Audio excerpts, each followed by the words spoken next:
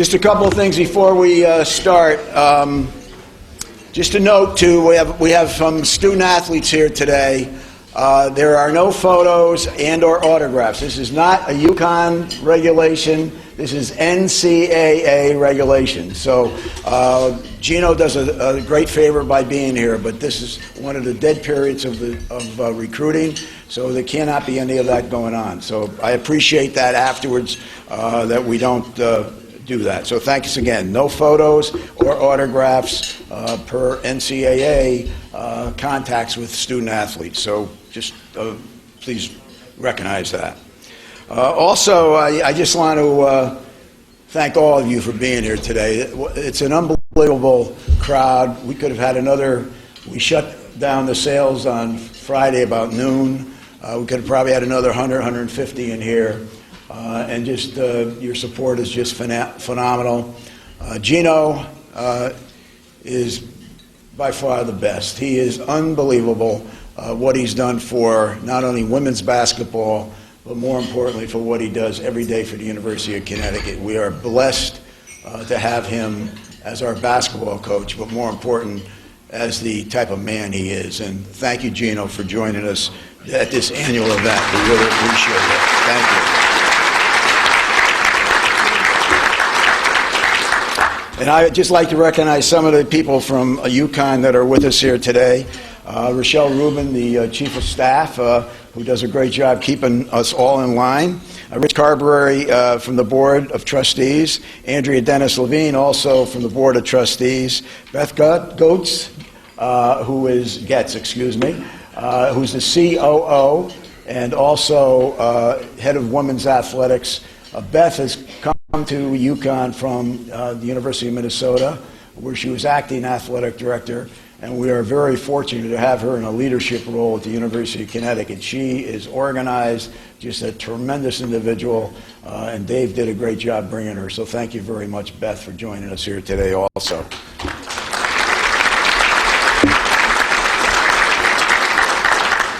And we have Bill Pizzuto with us with a whole group from Waterbury UConn branch, too, as the director, so we really appreciate that. It gives me a great honor now to have Greg Shook up to recognize some people. Thank you, Coach. Good morning, everyone. We're wonderful, thank you. I'd like to welcome all of you this morning for this breakfast. It's a special day for all of us. I don't need to say anything about Geno. It's my mother, my mother-in-law, my daughters, my sons, everybody looks up to this person. He's done such a wonderful job over the years, and it's just amazing to see us all get through the winter watching basketball games, and it's a pleasure. I get the joy of introducing the state and local officials in attendance. There's a blue sheet on your desk, and please review that and thank them for stepping up and doing what they're doing. Also get the joy of welcoming new members. We have them in attendance at Aflac Corporate Office in Orange. Hold the applause at the end, according to Coach. Chip's Restaurant, Dutch Point Credit Union, Merrill Lynch in Madison, New England Retail Properties Incorporated, Northeast Wound Solutions, Old Lyme Country Club in Old Lyme, Partner Consulting in Durham, Perk on Main in Durham, Guilford, and Middletown, Sweet Tooth Pediatric Dentistry in Middletown, and Web Solutions Incorporated in Meriden. I want to thank them for joining the Chamber. We appreciate it very, very much. Thank you. Well, I was here bright and early this morning, and I was amazed. I got here about 10:05, and Phil Cacciola was here already. As you know, we give out Husky shirts to the people that are here early in the morning. Well, Phil was here at 4:45. Derek Phelps was here. I was here when he walked in at 4:55. And Harry Burr came at 5:07. Harry, show this shirt that everyone got. There he is. Husky shirt. All three of them standing up nice and early. We don't have reserved tables here, Geno. We just let them come in, so they get here early. Tom Danilou from Chicago Sam's got out at 2:30 in the morning, and he was here at 5 o'clock. So thanks, Tom, for being here, too. It's too late for his shirt, but he was still here. Sorry about that. Also, just a couple of things. As you know, we have a storm coming tomorrow. Thank God it's not today.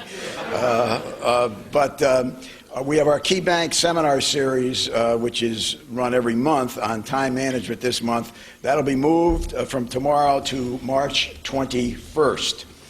Also, we had a great business after work this month.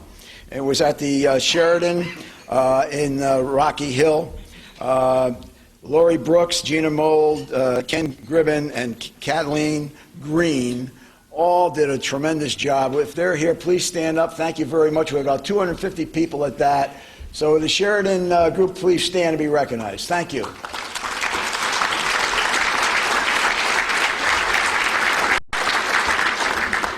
Also, it gives me a great honor now to introduce Nathan Grube.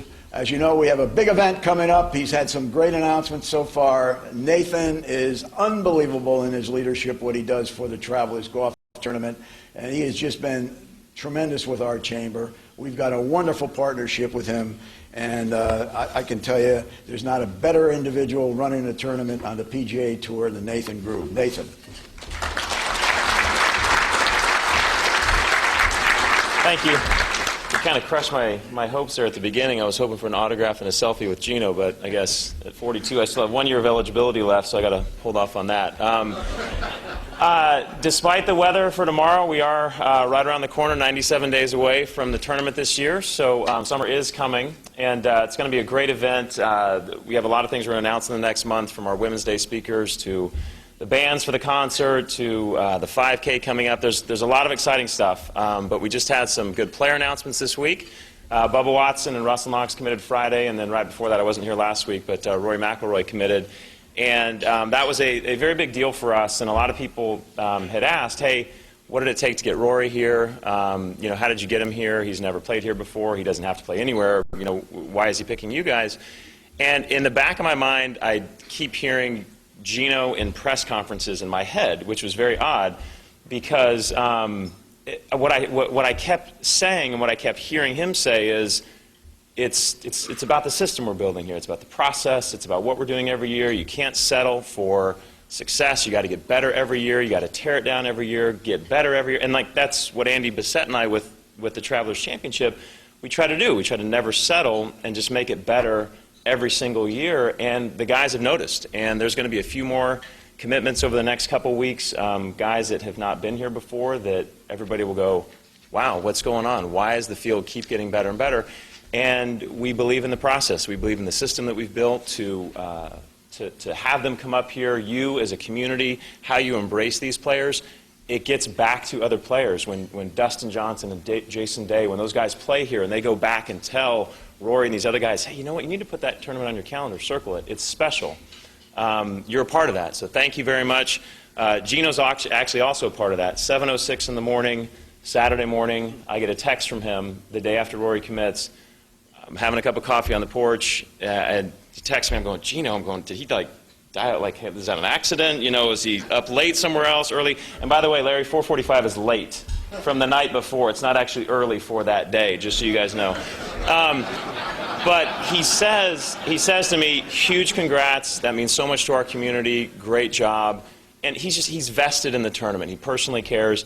And I said, I didn't realize that you cared about the Irish guys. I thought you'd be interested more in like Matteo Menacero or, one of those guys. And he said, I drink enough Guinness to be Irish. So it was a great back and forth. So for all you Guinness drinkers, we do have Irish players coming. So Geno, thank you for all your support over the years. You personally have a piece of its success. So thank you very much. Appreciate it.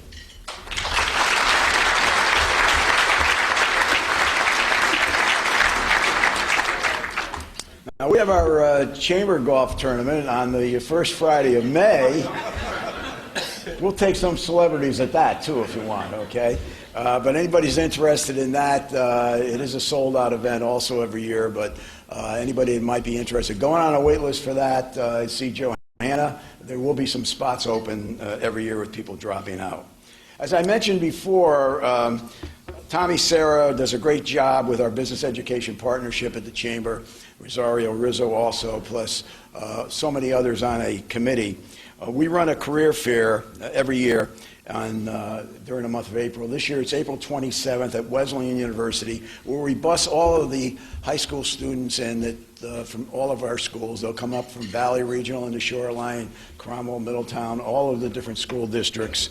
And we have about 150 of our members in the Wesleyan Ice Rink, and it's unbelievable to see the thousands of students with members offering suggestions to these young people about careers. So we can always use people that have careers they would like to talk to young people about.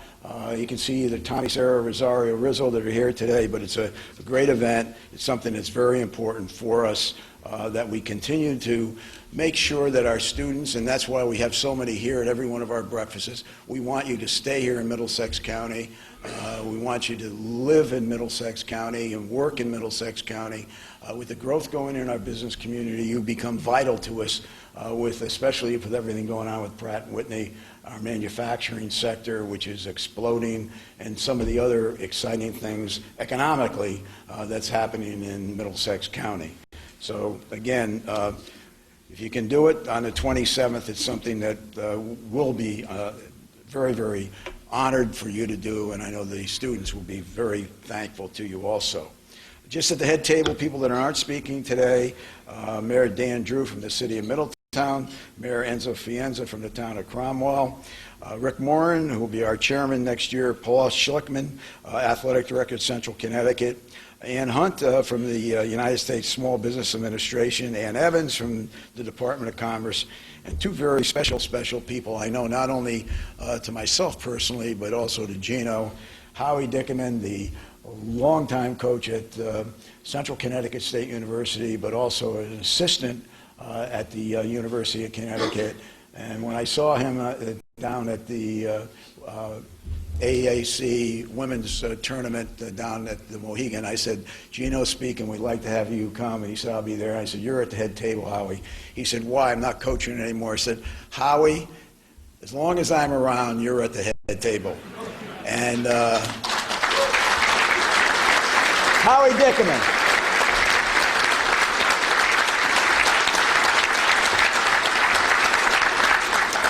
And one other person that no one in this room probably does not know.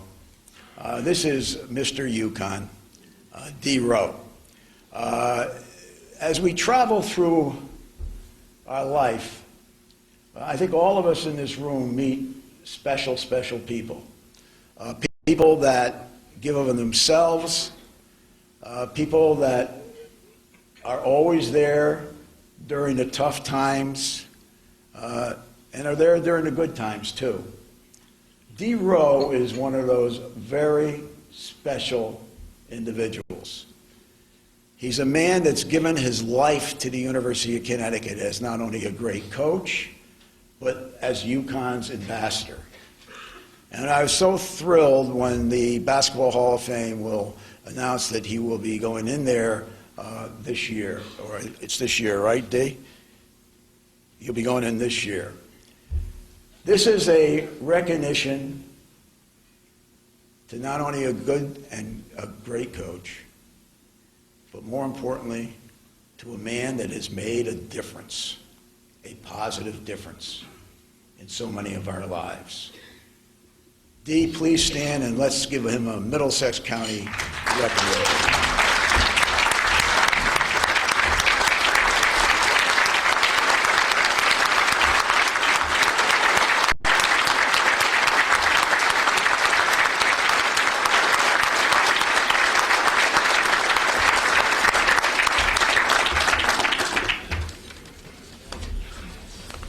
I would get him up here to speak, but there would be no time left for Geno.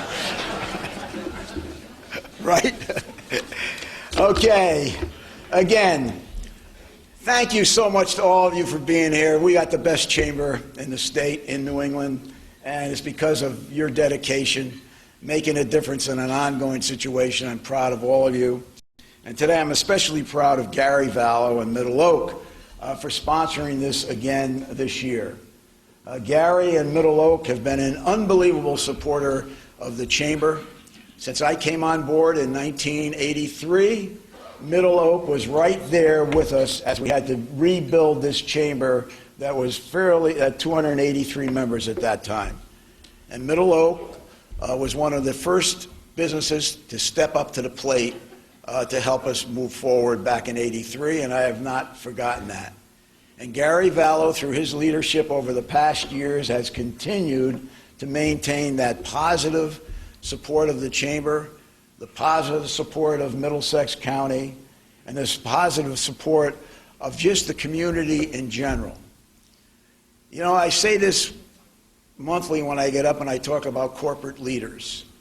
And we are blessed in Middlesex County to have people like Gary Vallow, that every day when he gets up, not only wants to make a difference at Middle Oak, but more importantly wants to make a positive difference in Middlesex County and the state of Connecticut. It gives me a great honor to introduce a great member of ours, member of our executive committee, and a good friend, Gary Vallow.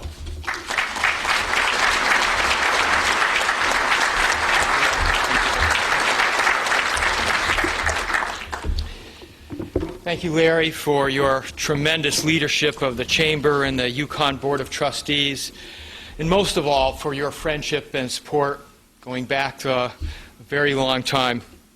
It is a great pleasure for Middle Oak once again to sponsor this event and to introduce our guest speaker, Coach Geno Auriemma. Talk about a year for the record books. The University of Connecticut women's basketball team completed the 2016 season with its 6th perfect season, 17th Final Four, and an unprecedented 4th consecutive national championship. With a grand total of 11 national titles, Coach Auriemma moved ahead of the legendary John Wooden in the history of NCAA Division I basketball, closing in on 1,000 wins with the highest winning percentage in the history of the sport. Coach Auriemma found time last summer to lead the USA women's basketball team to another gold medal in the Olympics, the 2nd under his leadership. It was an amazing close to an amazing year. Looking ahead to the 2016-17 season, with the University of Connecticut providing the top 3 picks in the WNBA draft, the so-called experts saw this as a rebuilding year for the Huskies and a chance for teams that had been frustrated for so long to finally stick it to UConn. Listen to ESPN's Women's College Basketball Preview written last fall. Quote, "The season that the rest of women's basketball has waited for will finally arrive. The reign of UConn, at least as the dominant, immovable force in the game, is over." End quote. Seemingly aiding and abetting this narrative, Coach Auriemma front-loaded the schedule with all the top teams, recruited a point guard even smaller than Mariah Jefferson, and featured a 5'11" world-class high jumper who he had moved from her role as a good-sized guard to an undersized forward. All signs pointed to the dominance of UConn women's basketball coming to an end. But great coaches are defined by their greatest challenges, and you know the result. A record-shattering winning streak, which now stands at 107 and counting.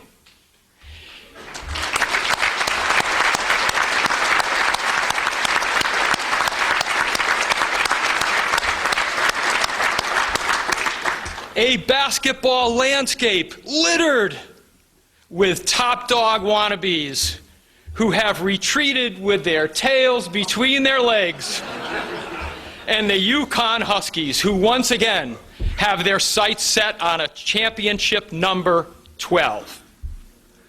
Most importantly, these remarkable achievements are being recorded by great kids who actually study and graduate and leave UConn as better people, all a testament to the particular genius of one man.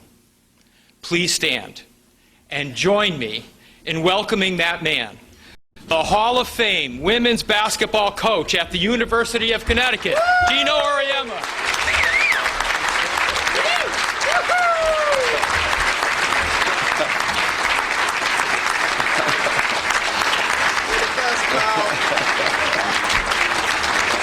Tell them to stop with the music.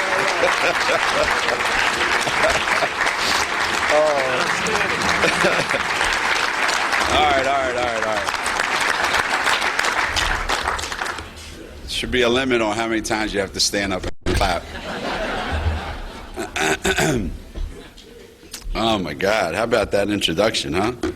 I was looking around at the program to go, man, there must be something really big going on here today.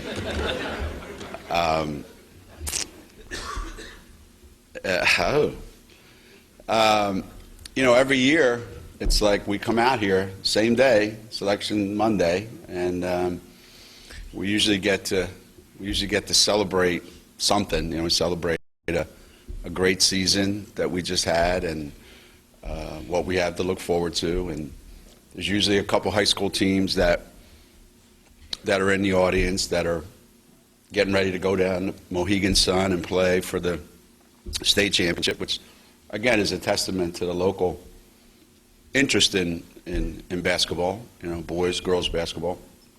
You know, and there's always a lot of excitement in the air because this is the time of the year. You know, this is when it all kind of happens. I was telling one of our players recently, you know, you spend October, November, December, January, February. You spend 5 months practicing and working and trying to prove that you're a really, really good team.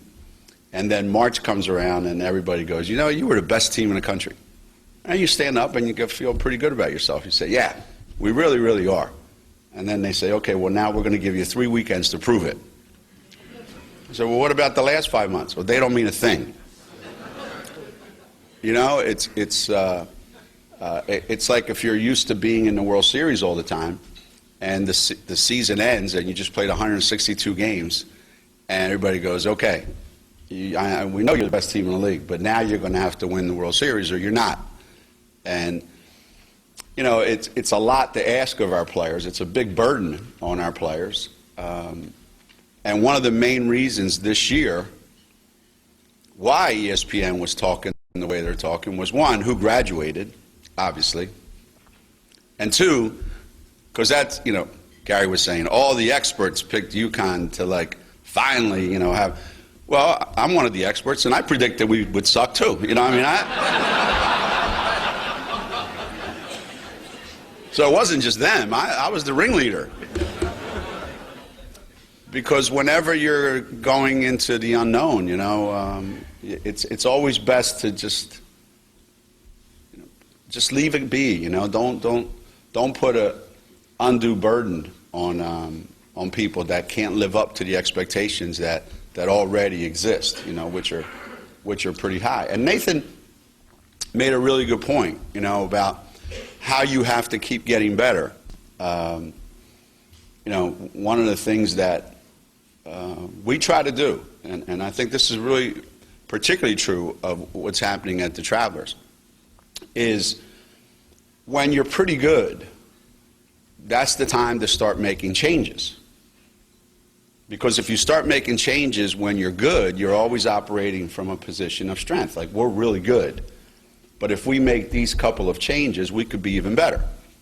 As opposed to, we're getting worse. We're we're not very good, and we need to make some changes. Those are usually changes out of desperation or frustration, or you're making the changes for the wrong reasons because it's probably too late by then. And what we try to do, and the same thing I think that's happened at the Travelers, is you try to eliminate each year all the reasons why you could lose. So my players don't like this part of it because they could do 10 things correctly and do it over and over and over every day. But there's still one or two things that they do every day that if I don't help them eliminate those two things are going to come up and we're going to lose. And kids being kids, they're going to go, Coach, what are the chances of that happening? Well, because you're only 19. You don't know a damn thing about anything. Trust me when I tell you, if there's only 2 things out of 100 that could go wrong, they are going to go wrong. I'm Italian. I'm Catholic. Are you kidding me? Why would I expect anything to go right? There's always a light at the end of the tunnel. It's your grandmother with a flashlight ready to hit you over the head with it.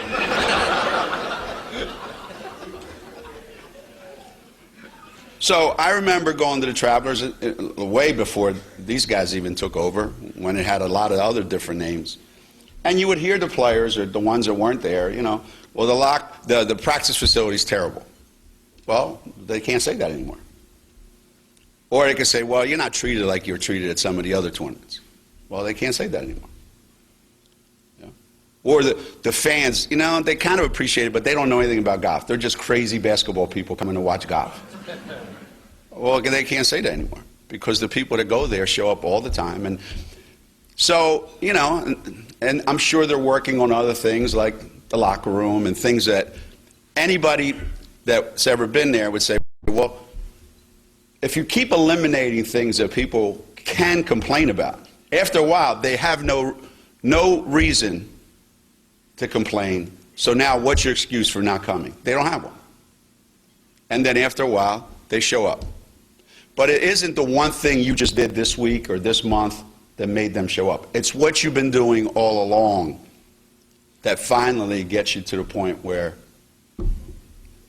the number 1, 2, or 3 players in the world are going to show up and play at your place. Congratulations, Nathan. You guys have been unbelievable. You really have. You've really been unbelievable.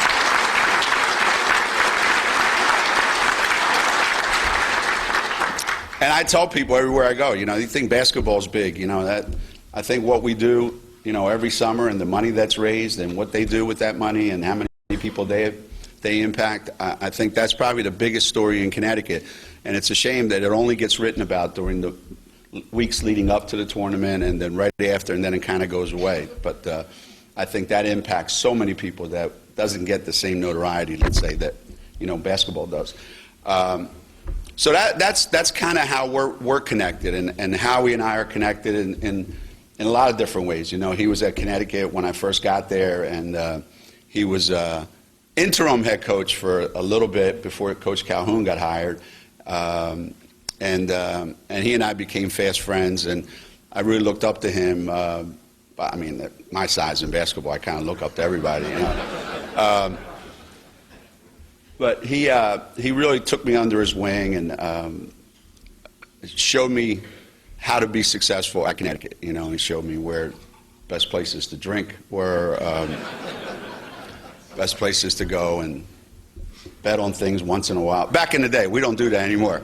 We were young, and go to baseball games, and I have so much respect for him that when my son was born, and he needs a godfather, those of you that know what godfathers are, they're, in spite of what you read, although he's close, in spite of what you read, you want somebody that if something happens, is going to take care of things. And more than anything, if somebody ever said to me, how do you describe Coach Dickerman?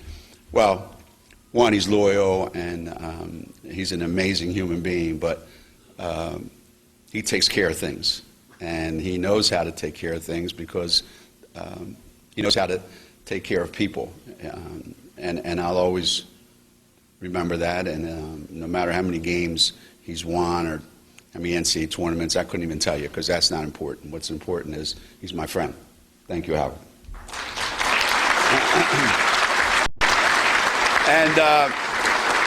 And Dee, I'm not surprised that he's here. D's everywhere. You don't know how he does it, and he's going into the Hall of Fame, which is incredible, right? And it's incredible. But I'm not surprised. I mean, nobody should be surprised. I mean, if you know D, to go into the Naismith Hall of Fame. Matter of fact, if you look at D, he was in the room when Naismith was inventing the game. I think he asked D, how you think the basket should be? He said 10 feet, you know, and then he had another great suggestion. You know, you should cut the hole out of the peach basket and let the ball come through. So he belongs in the Hall of Fame because he was there at the beginning. And he's been around the game ever since, and he's a legend to people that know him, and he's a legend to people that don't know him, that have only heard of him.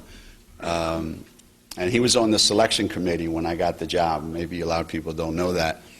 And when I got here, he explained, this is why you should come to Connecticut. And I explained to him, that's not the issue, D, about me wanting to come to Connecticut. I want to come to Connecticut. You got to offer me the job. So they did, you know, and we've been friends ever since. And I look up to him, and he's a great mentor to everybody, whether you're in sports or just or someone that wants to learn more about life. And I couldn't thank you enough, D, for your guidance through all these years. Thank you and congratulations. And everybody else at the head table that we don't have time to talk about, otherwise there'd be no. Although Larry made a comment about the storm tomorrow, even if the storm was today, you know, the streets in Middlesex County would not be plowed because all the plows would be there to bring people to the breakfast that Larry would be paying them to bring, you know. So the fact that everybody's here is a credit to him and how he runs his operation, which is, as he said, it's the best in the state. And we have all the UConn people here, obviously, and people that every time I show up, they're always here. They're always here to support the chamber. They're here to support UConn. And women's basketball is kind of a big part of that, I think. We've become a bigger part of it over the years. There's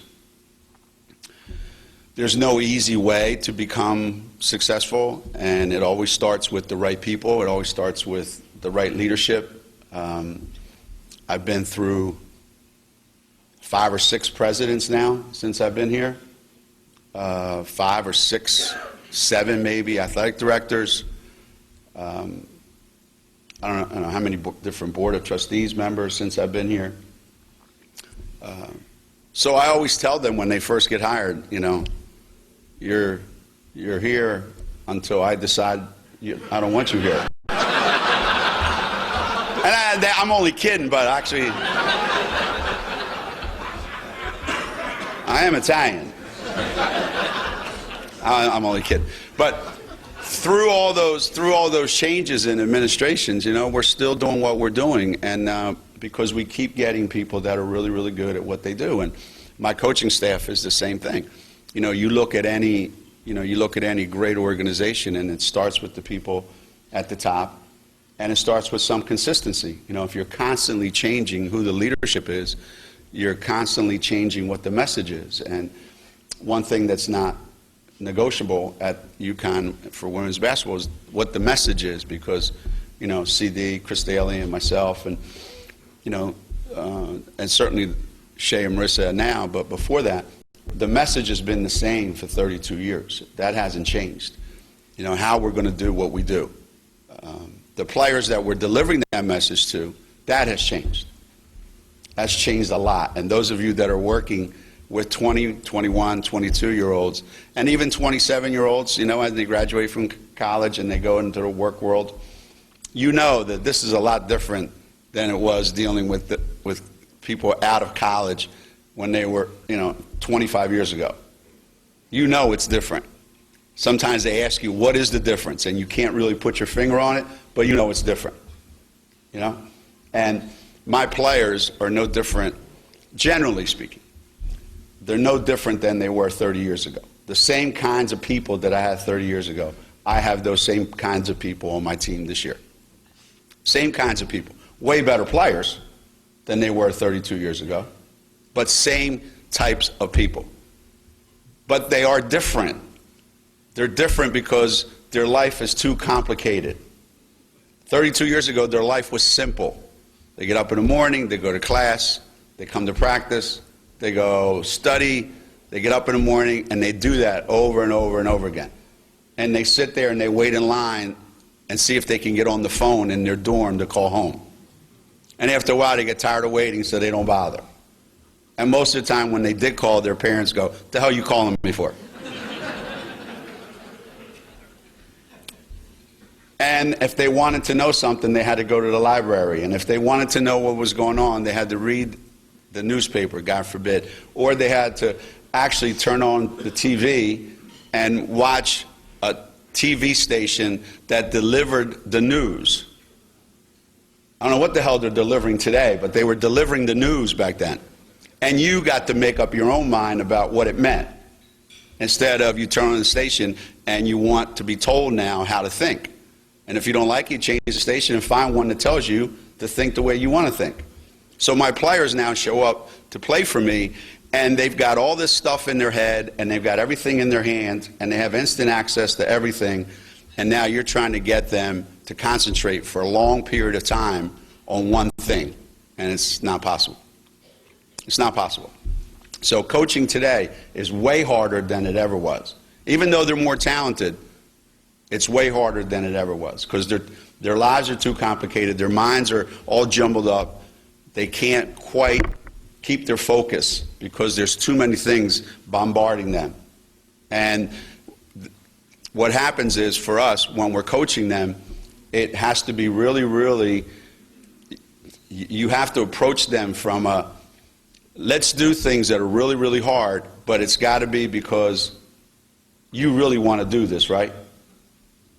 Well, not really. Well, let me tell you why you probably should do this.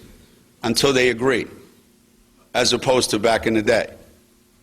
This is what you're going to do. And they just like nod their head because they know if they don't do it, something bad is going to happen to them. Things have changed. But the players on my team still expect the same results. And one of the things I'll say this. One of the reasons why we went into this season and I said, I don't think we're going to be any good, is because I didn't know what the message, I said the message is the same. I didn't know what the message was going to be. What if I said to them, look, I don't care that we lost the 3 best players in the country. We're going to be undefeated and win the national championship. What if I scared the hell out of them by saying that? And then all of a sudden, they're afraid to let anybody down. And what if we lose our first game and they feel like they're a disappointment? So I didn't say that. I didn't say that. But then I said, well, if I say we shouldn't be that good, then am I disrespecting them and what their talent is? And maybe they're going back going, why doesn't Coach expect us to be that good? We're just as good as we were last year. So the message, I didn't know what it was to deliver.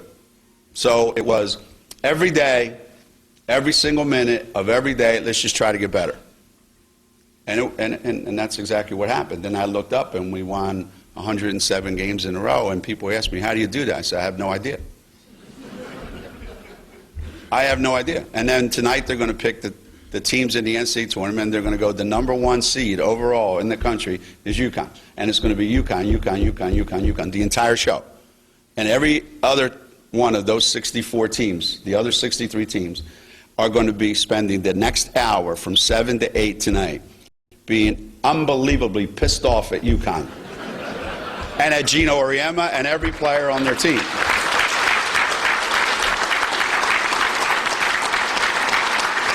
And if I was them, I would be the same way. Sick and tired of hearing about UConn. And honest to God, I don't know what to do about that. I wish it wasn't like that, but it is like that. And what happens is everybody in the room thinks, if I ask this question, how many of you guys are really rabid UConn women's basketball fans? Raise your hand. Like you're crazy. Like you're crazy about it. You don't have to clap or anything, just crazy about it. And some are casual fans, and some are like, I'm a fan because the guys aren't playing, so I need to watch some basketball. You know? Whatever the case may be. Okay? How many of you already have tickets to the Final Four? See? Good. Thank you. Good. Good. That's good. That's good. That's good. Because if too many people raise their hand, I would tell you, you're kind of out of your mind. Because the chances of getting beat in the NCAA tournament are pretty high.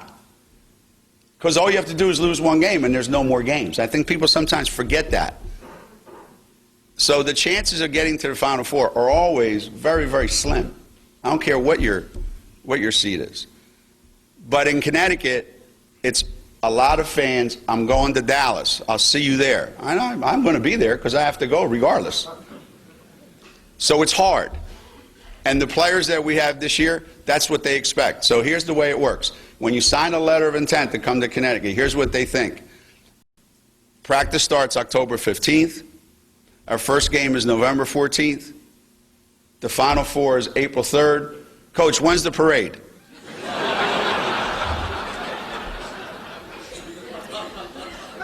That's what they think. And is that good or bad? That's good and bad. So somebody said, well, we have Gabby Williams. She was a guard in high school, and now she's a something. I don't even know what she is. I don't know if she's a forward or a center. I don't know what she is. She's just a pretty good basketball player who's a heck of an athlete. And who would have thought? And so he said, why'd you make Gabby Williams a forward? I said, because she was a guard in high school. And you know what?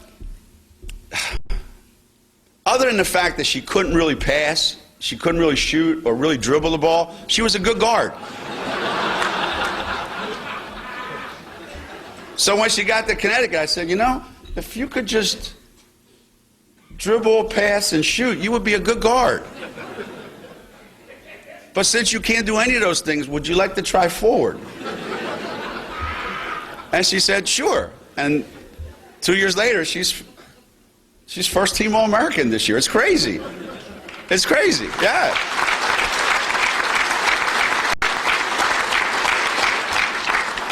And then we got another kid, Nafisa Kyer, from Missouri. This kid is like nonstop. She just goes, she goes, she goes, she goes, she goes. I mean, she just plays nonstop. I just saw a stat the other day. She's like 170th in the country in number of shots attempted. Yet I think she's like second or third in number of shots made. Percentage. So she doesn't take a lot of shots, but the ones she does take, she makes. So there's a lot of shooters out there. I don't like guys who shoot. I like guys who make. So Nafisa, every time she gets the ball, I think it's going in. No matter where she is. When she shoots, I think it's going in. When it doesn't go in, everybody starts yelling at her. Fisa! And, like, she's not allowed to miss. Because she never misses. Now, God didn't give you everything, right? So Nafisa, when you call her over to the sideline, Nafisa, did you know where your man was that last possession? She goes, Coach, were we a man-to-man? I said, CD, don't talk to her anymore. Just let her go. Just let her go. So, you know, not everything, you know, comes to everybody. You know, we've had our issues. You guys all love Lou, right? Because she made 10 threes the other day. Ooh, you know, she scored 40 points. Yeah. Yeah. Lou was like crying the day before because she didn't make any threes. Like a 12-year-old. I can't make any threes. Well, there's a lot more to basketball than shooting threes. So I remember the day of that final game. I said, Lou, how about you try to play a game where you don't shoot any threes? Or maybe like you don't think about any of those things. How about like you think about like other things? Why don't you like, I'll tell you what you do. I promise. Like, you know, like a 12-year-old. If you get in your stance and you stay in your stance for longer than 10 seconds, I'll give you like a treat.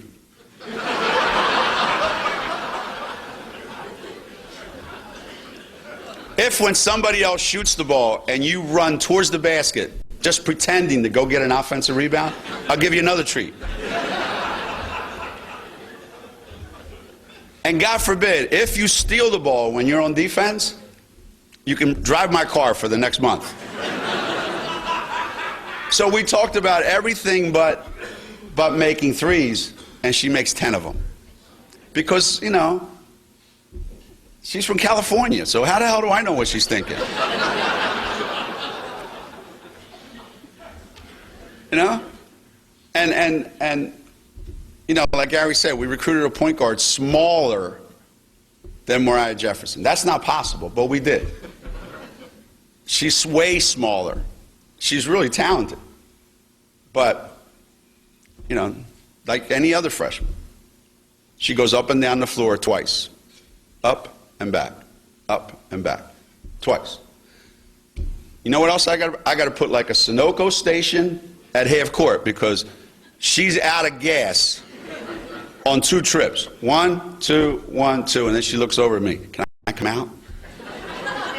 Because that's what freshmen do. They can't play. They can't go. Gabby can play 40 minutes. Fisa, you know, can play 40 minutes. So it's not like we roll the ball out there and we go, okay, guys, go.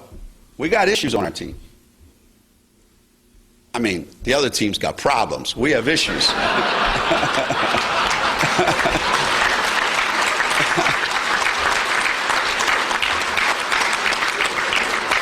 Yeah, so we have issues, and like I was saying about Nathan and the Travelers, every day we go to practice, we try to kind of eliminate those issues one at a time, and then we see what happens at the end of the year. And here we are at the end of the year, and the NCAA tournament is going to start this weekend, and I think we got a great chance to win the whole thing. But there's no guarantees. There's no, you know, it's not, you know, written in stone. And if we win 2 games at Campo, we get to go to Bridgeport. I mean, you know, it doesn't get any better than that set up for us. And then if we win 2 games in Bridgeport, we get to go to Dallas. And we've already beaten all the teams that I think are going to be in the Sweet 16 or Final Four. And we'll see. We'll see what happens. And, you know, it's been an amazing year, a year that no one could have predicted. And yet, we have 3 weekends to prove we're as good as everybody says we are. And that's why this is the most exciting time of the year. These next 3 weeks are what everybody waits for, including my players, and including me. So we'll get started. We'll find out tonight, and we'll get to practice tomorrow. Snow or no snow, doesn't matter. They walk to practice, so I don't care. It don't matter to me. And then we'll find out. Saturday, I think we play. I think we play Saturday. I think. And that's what everybody's saying. Saturday, Monday. Then I don't know about Bridgeport. I think Bridgeport's Saturday, Monday if we win 2 games. So that's that. Anybody have any questions about anything before we sit down? Yeah. This better be good, too. I don't know how you do it. I don't either.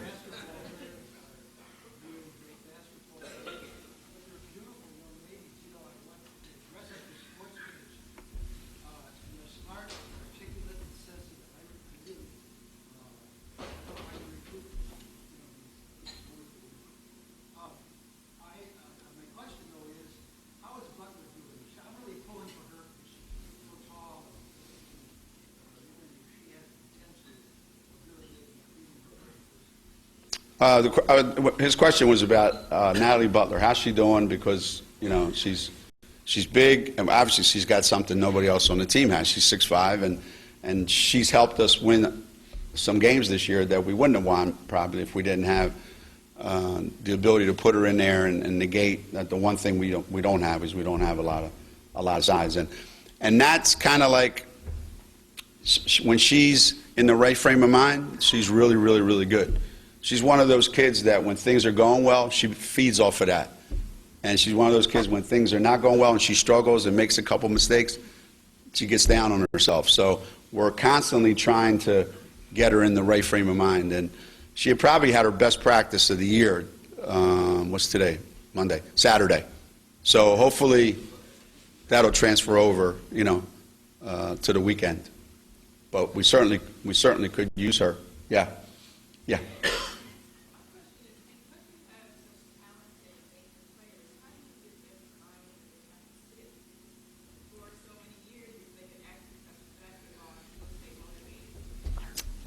Yeah, that's a good question. When you have a lot of really, really good players, how do you get them to buy into that they may not play a lot when they first get there?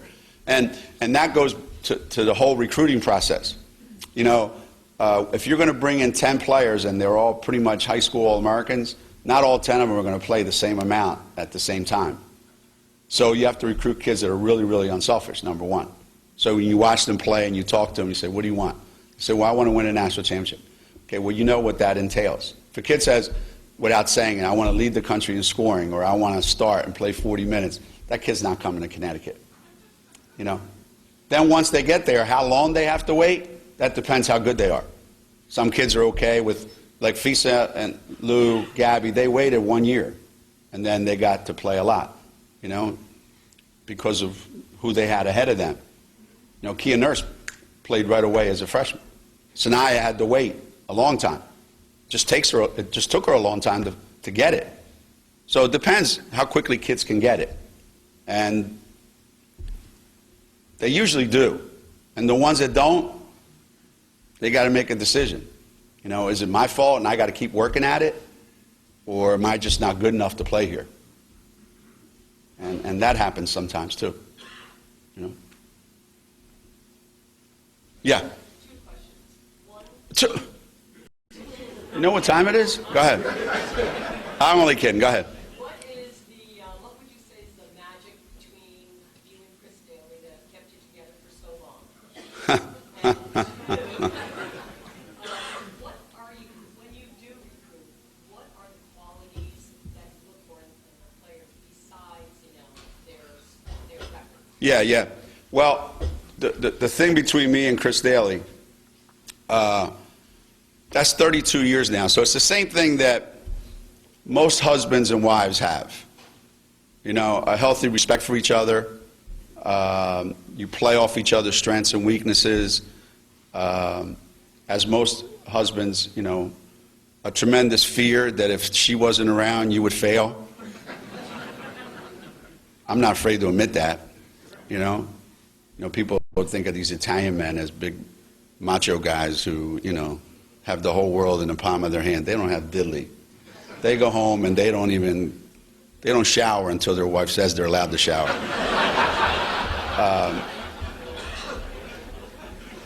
So she's able to do things that I just can't do. And I let her do it. And it's hers. That's kind of how we started. I said, you're an assistant coach right now at Rutgers. If you come to Connecticut, you have ownership of this. It'll be a partnership. So whatever I get, you get whatever. Well, not whatever I get. She's not going to make the money I make. That ain't going to happen. Because I get all the blame when things don't go right. She doesn't. But in terms of, she owns the program, and she knows it. It's hers. It's not mine. It's ours. It's ours. And not a lot of coaches want to treat their assistant coaches that way. And then what do we look for in recruiting? As I said, I don't care how many shots you can make. Obviously, you got to have talent. I don't care how many shots you can make or how many points you score or any of that. If you're not a team player, then I'm not going to recruit you. When I watch you play, if I think you're a selfish player, I don't care how talented you are, I'm not going to recruit you. If I think you're a kid that's in it for yourself, I'm not going to recruit you. If I think your parents are nuts, I'm not going to recruit you. Seriously. And kids don't understand that. They think, oh yeah, I'm so good, coach will want me. If I come to your house and I spend half an hour there and I listen and I watch and I think your parents are crazy, I'm not going to recruit you. Which eliminates about 90% of the players. I mean, all right, Larry's getting nervous here because we got to get rid of people and get to work. So the last thing I'll say is this. Coming here every year and the reception that I get every year really means that it's that time of the year. It's that time of the year. And all the other things that now are on everybody's mind, they're still going to be there. But it's an opportunity for us for about 3 weekends to just get away from all the things that are always there and really get caught up in something that could be an unbelievable ride and jump on and go for that ride.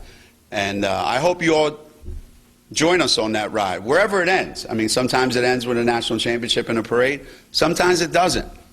But the fact that we don't know how it's going to end, that's probably what makes the ride so much fun. So we're going to be on that ride starting this weekend, and we hope to see you there along the way. And I want to come back here next year, and I want to have Gary be even more over the top about what he said. Thank you all for coming, and I wish you all the best of luck.